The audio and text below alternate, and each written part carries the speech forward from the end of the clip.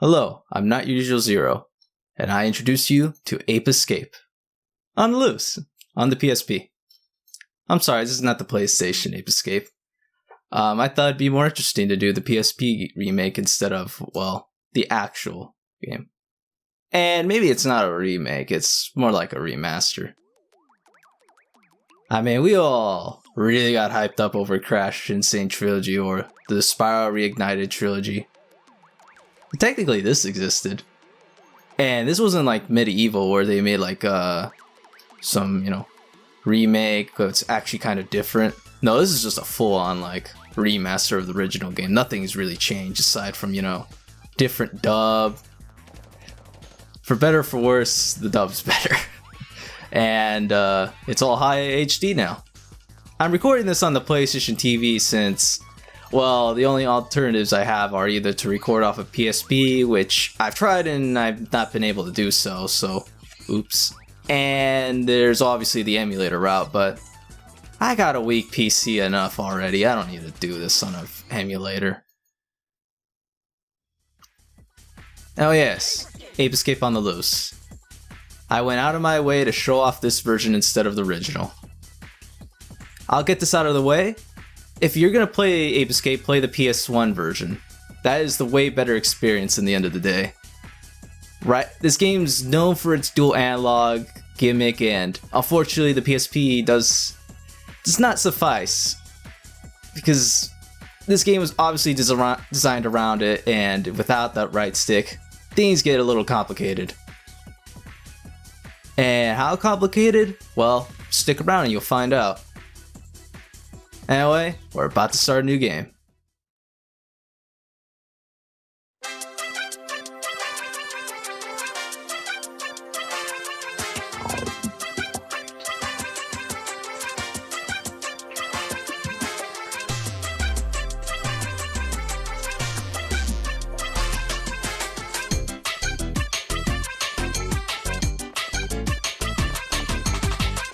So, Spike, has the professor finished creating his time machine yet?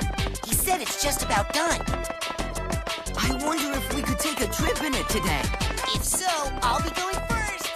That's not fair, Spike! Wait up! Professor, hello? It's Spike, and Jake's with him. Spike! No! Get out of here, you two!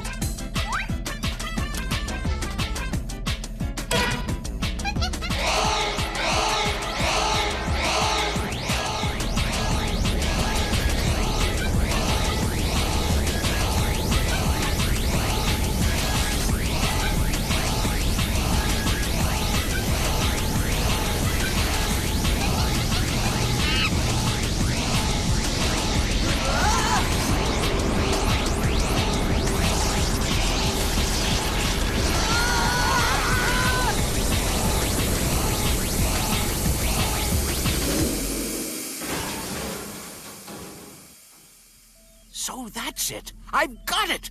If that does that, then this happens. In other words, that causes this. Therefore, if in fact that happens, then... Eureka! Natalie, the time machine is complete! Already. We've got bigger problems, you know?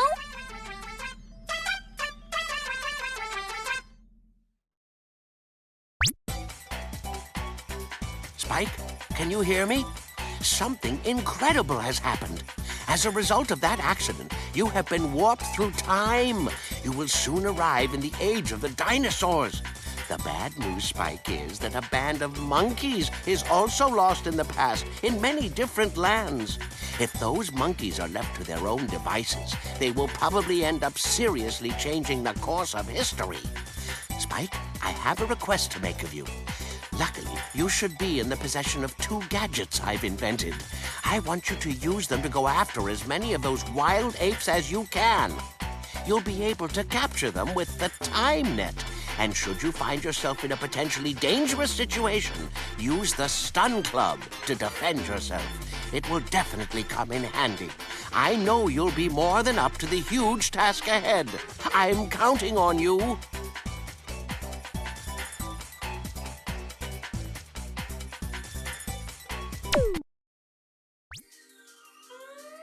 Welcome back. This is the screen you get when you start a level. Capture 3 monkeys. Every time you start a level, you'll obviously get this, and it'll tell you how many monkeys to catch. At the bottom left, you see the amount that's actually in the level, and you know, that coin there in the right, Spectre coin. We'll elaborate more on that. Anyway, this is the first level. Pretty simple, right? There isn't much to this. You got these mail postings. They come in a blue and red variety. One of these you just walk up to it and automatically does, well, it gives you a tutorial on its own, or whatever it is that happens. And of course you got the other ones which you manually have to hit yourself. And what we have here is the stun club. Basically just stuns. And you got the time net, which is obviously, as you seen in the intro, how you capture monkeys. Anyway, I got the manual here. Might as well elaborate on some stuff. We got the story and characters. Let's go with Spike for now. After we get the Spectre coin. Here it is, in all its glory. Yep, they're the main token of the game. You just get collectibles like that. I mean, I guess you can always get these chips, but I mean, all they do is give you an extra life. This is back in the day when 100 of, well, a coin or whatever would get you an extra life. And yes, this game has lives. If it doesn't show its age already, I don't know what does. Anyway, back onto the instruction manual here.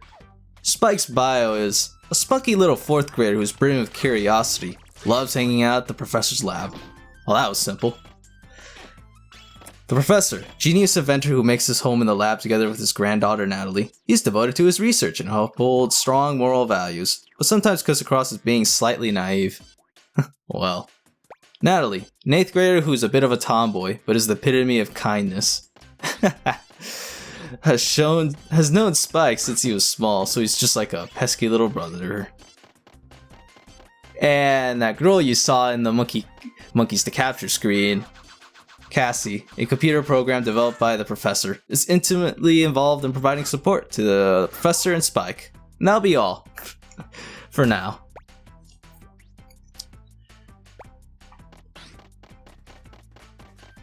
So I hope you enjoyed all this monkey catching.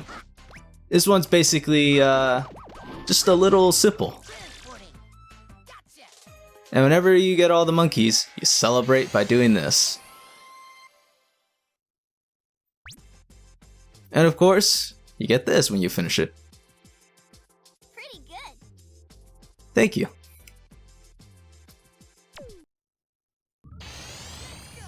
And here's the main hub of the game. This is where you'll be doing everything outside of capturing monkeys. We have ourselves a question mark, Spectre coin displays, Spike's face on the floor for some reason.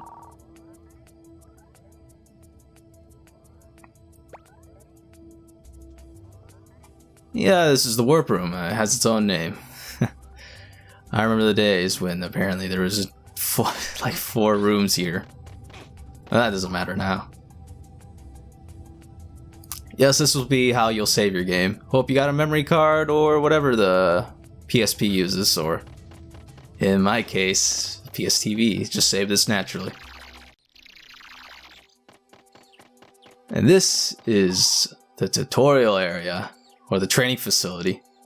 Here you can learn, yeah, this is where you learn to use your gadgets.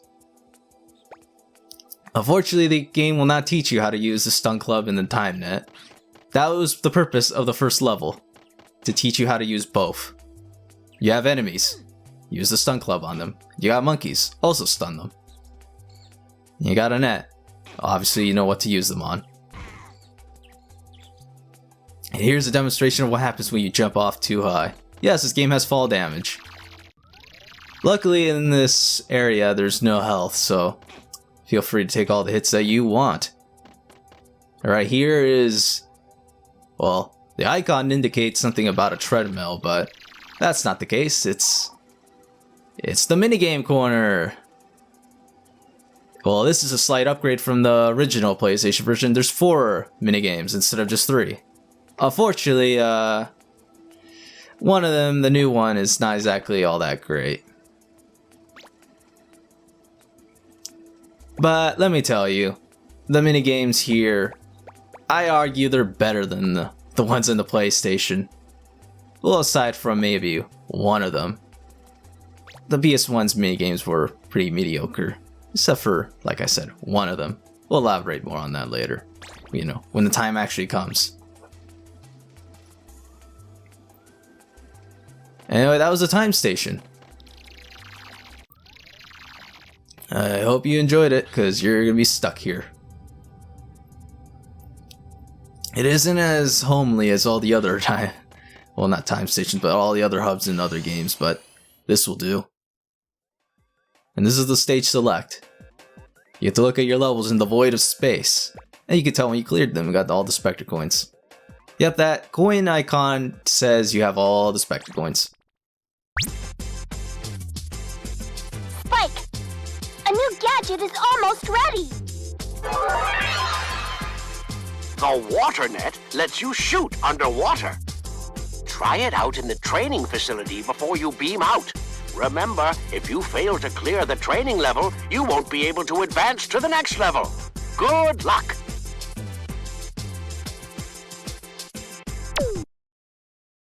Welcome to the tutorial. Here we'll learn about the water net. So yes, this game also has swimming. I don't know how you feel about waters, but this game has water. We need it to live, but unfortunately many people don't like it when you put it in video games. Well, maybe it's just like dungeons designed around water. I mean, we don't want to go through Labyrinth Zone, do we? And of course, the water net has its own heads-up display here, indicating how much breath you got left. Let it run out, and bada bing, you're dead. Obviously that didn't happen here, but yes, don't drown.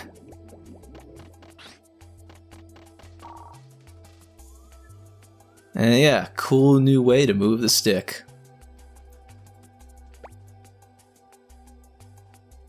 I don't remember much how you were to originally do this in the original PlayStation, since it's been a while since I played that version. But from what I recall, things are a little more simplified here, obviously due to the fact that you're on a PSP. There's a button you can press that makes you speed up. You'll always want to use that. And you can ascend or descend. Unfortunately, from what I recall, the controls are not that intuitive outside of this game. And of course, it's the water net. You can capture monkeys with it. Oh, look at that. Dr. Ozel, or... I remember it's not Ozel, it's something else, but I don't care right now. Yes, you can capture monkeys with this, and you'll be doing that a couple of times. Capture the monkey, and you can finally leave this room. Do another Dr. Door logo. Thanks for the reminder. Yeah, this X button is... well, it's no longer the button that you used to think it was in this game. It's been repurposed ever since. Well, I don't know actually how the spin-offs use the X button, but these games, all the mainline ones, use it just like the other buttons you see here. This game, of course, has to make a compromise so X is jump. Normally you would use the shoulder buttons to jump, but this game doesn't have the luxury of having 4 triggers. I mean, this is the days before Switch, or you know, the 3DS, that new Nintendo 3DS having that feature. As you can see here, this is the water net in action, finally used for its actual purpose. And obviously don't do that.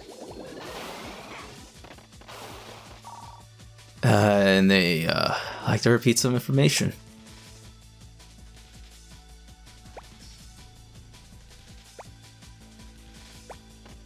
This little creature here, well, it's not just there for show. You'll need it eventually. As you can tell when I'm struggling to try and get onto it.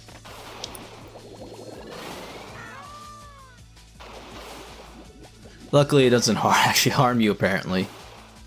Obviously, the monkey here cannot be reached by any normal means, so you'll have to get up there. And look at that, it's a different colored monkey. It's cyan or light blue, baby blue, whatever. These are really cowardly monkeys. Or maybe I should look at how the manual denotes it. Here we go, back to the manual again.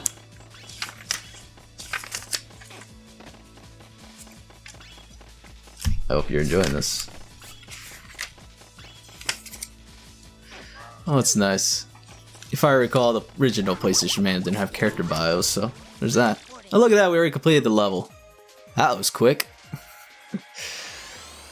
Unfortunately, guess what? You can actually complete the whole entire level the first time around. Who would have thought? Yes, when you come back to a level, you just basically get told, you've already done this, why are you back here?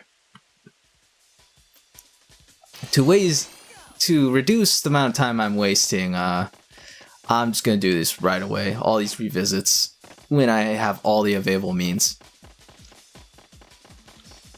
So this level could be completed anytime you want. You don't need like anything special. We've already got all the tools we need.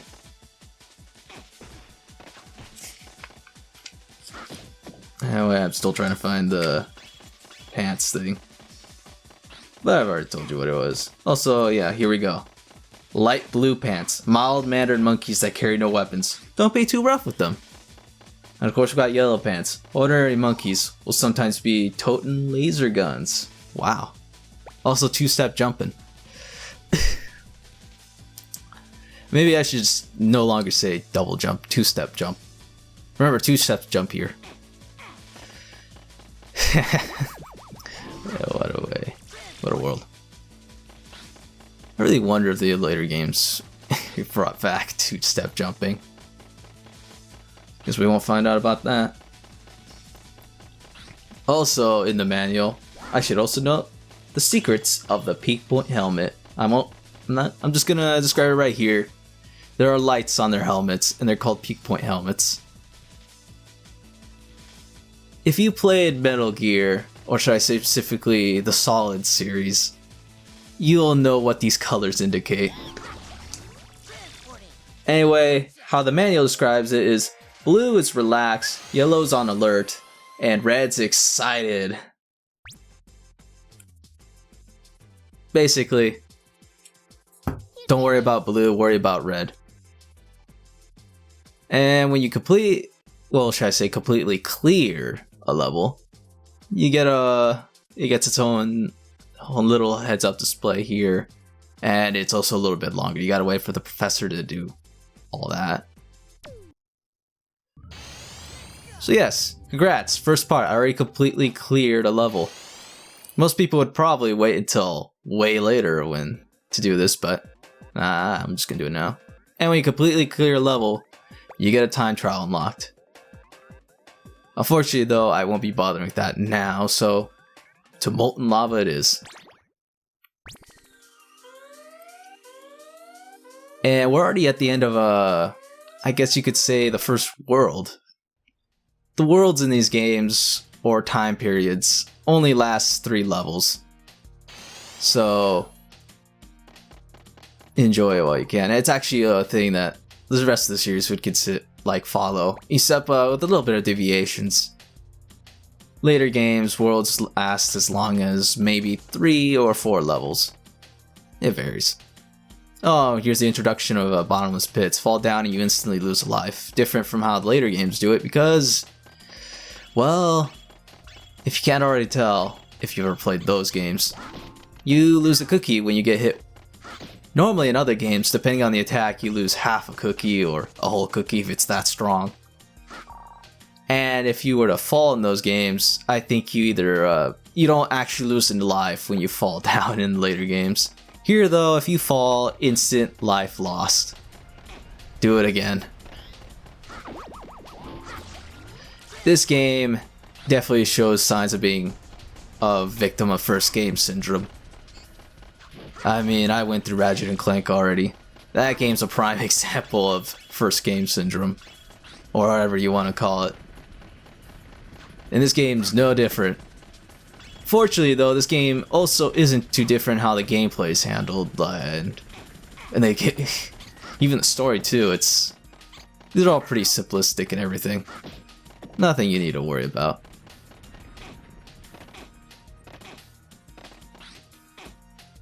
Anyway, yes, we're in the dinosaur age, if you haven't noticed. We encountered I don't think we encountered anything else. This is the first time we encountered a pterodactyl. We did encounter that odd sea creature who looks like came out of Mario 64 previously, but here's a pterodactyl.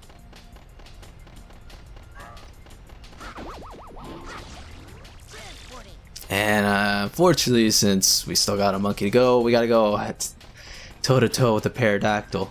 Luckily, this game does not have very much bosses, so we won't have to be fighting a pterodactyl in the air. I don't think we even have the means to do so.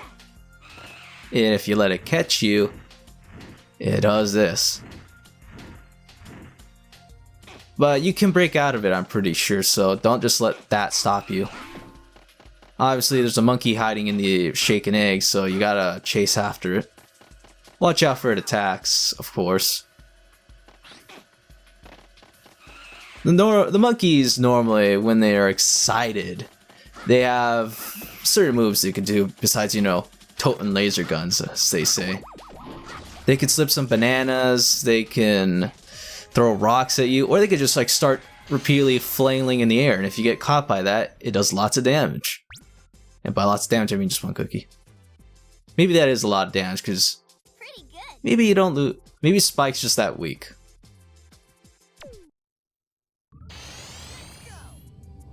And I remember correctly, in the PlayStation version, whenever it does that flailing attack, it always looks weird. It looks like the game's skipping. But it's not, apparently. I don't know. Anyway, we're in the mysterious age. To the thick jungle!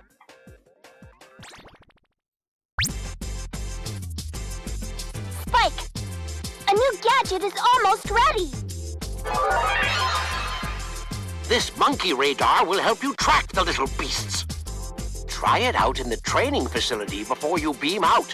Remember, if you fail to clear the training level, you won't be able to advance to the next level. Good luck!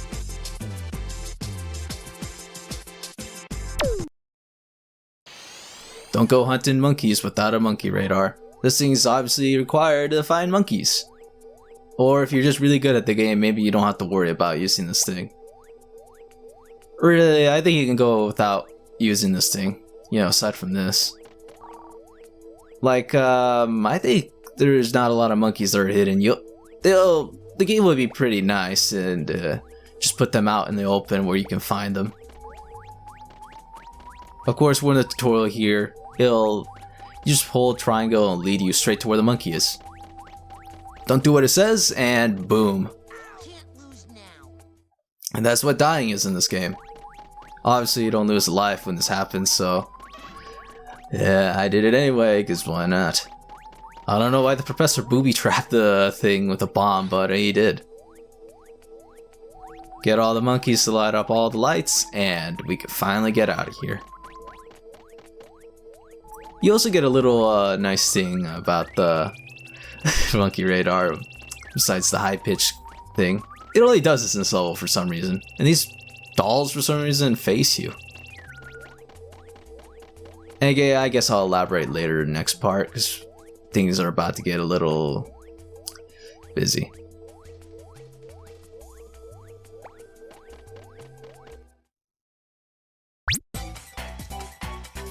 Spike, the age you are heading to now is called the Age of Mystery, and it took place after the dinosaurs became extinct.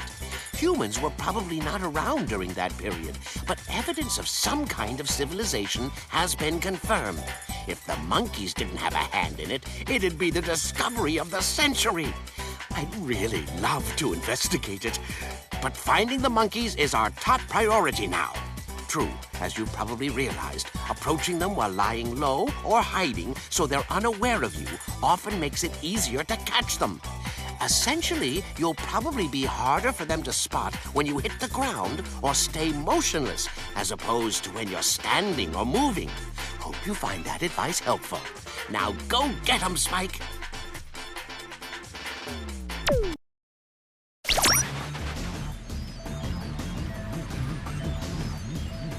So, how are my little lab rats doing today? My name is Spectre. I'm the ruler of a new world and the leader of a new age of Homo apians. Hey, you're that ape we just saw. What the heck is going on? Spectre, aren't you that little monkey who used to perform tricks at the park? What? You mean that cute little white monkey everyone loved to come and see? Ah, yes, that's right. But that was me in a time gone by. And now I am blessed with supreme intellect and unlimited strength. All thanks to you and your Peak Point helmet, Professor. All right, Spectre. Now you listen to me. Peak Point helmets, like the one you've managed to get your claws on, can tap into one's innate abilities and make them inordinately more powerful. However, you are using an unfinished model, which can be extremely dangerous. I'm serious now, Spectre. Hand it over at once. At once! Unfinished? That's still one incredible invention. Anyway, you're too late. We've already started working on a special new version to make me even stronger. Anyway, I've started beaming my monkey legions and monster minions to all periods of time, so I can rewrite the entire history of the planet as ruled by man. Thus will I conquer the world. Make no mistake, anyone in my way will be completely obliterated. What the heck is he talking about? Spike's gonna capture all of your fuzzy friends in a flash. Right, Spike? Ah, yes, Spike. I prepared a very special friend for you to play with. Jake! Spike, I knew I'd meet you again someday to settle our old scores. Watch out, you'll get yours sure as night follows day, so we can set the record straight. Why is Jake over there? What's happened to him? How did he change so completely? Jake! Snap out of it! Jake! Can you hear me? It's no use, Natalie. Spectre probably has him under his control. Correctamundo, my good professor. This is not the Jake that you used to know. No. He's been completely reborn. Anyway, my little specimens, I'm sure you'll do your utmost to entertain me. Hasta la vista, babies.